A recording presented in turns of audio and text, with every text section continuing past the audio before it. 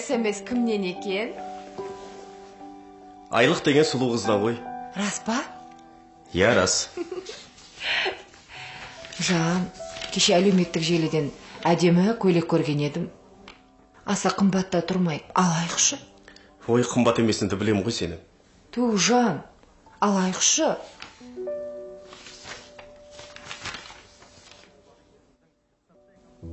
Сен көйлегіңді қоя тұр.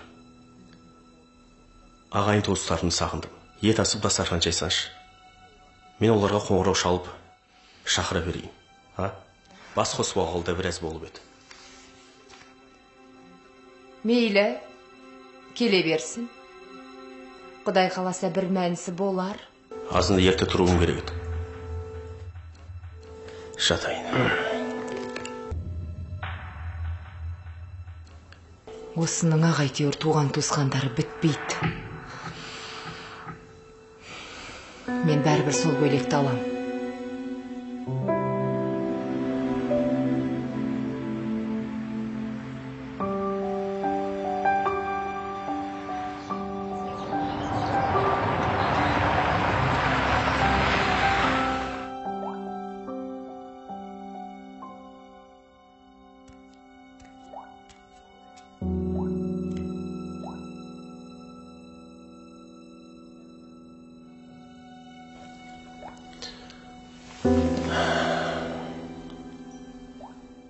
Қонақтарға дастархан дайын ба? Туыстар кәз кеп қалады. Ештен әзірлеген жоқпын.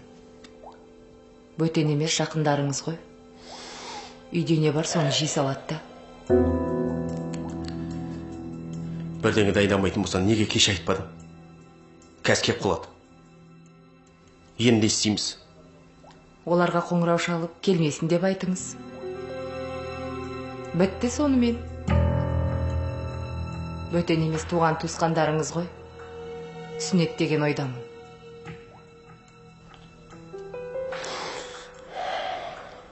Саған сөзімді қор қылғым келмейді. Алла кешірсін сені.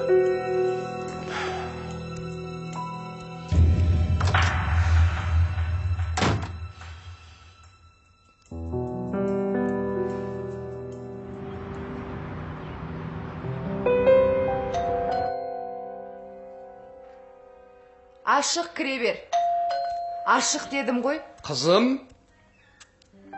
Пап, мам, қалайсыздар? Ой, аман есен. Күйеу бала қайда? Қазір бір жерге шығып кеткен еді. Келіп, отырыңыздар. Мынаны қоя сал. Кеше өзі қонаққа шақырып, енді өзі жоқ болғанын қызық болды. Сіздер отыра тұрыңыздар. Мен қазір шай қойып келем.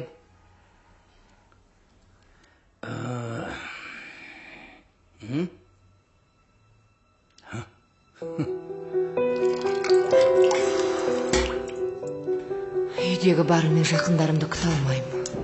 Жоқ, оларға тура келмейді. Күйеуімнің туыстары болғанда бір мәнісі болар еді. Бірақ өз туыстарым емес. Қалайша өз туыстарыма көрімсіз дастархан жай алам?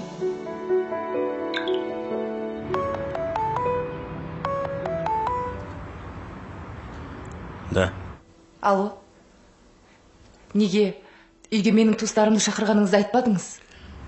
Сен туыстарым мен менің туыстарымның екеуінің не айырмашылығы бар?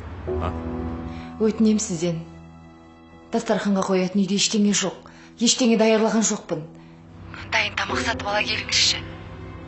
Мен қазір үйден ұзақтамын. Сосын олар бөтен емес. Сенің туыстарың.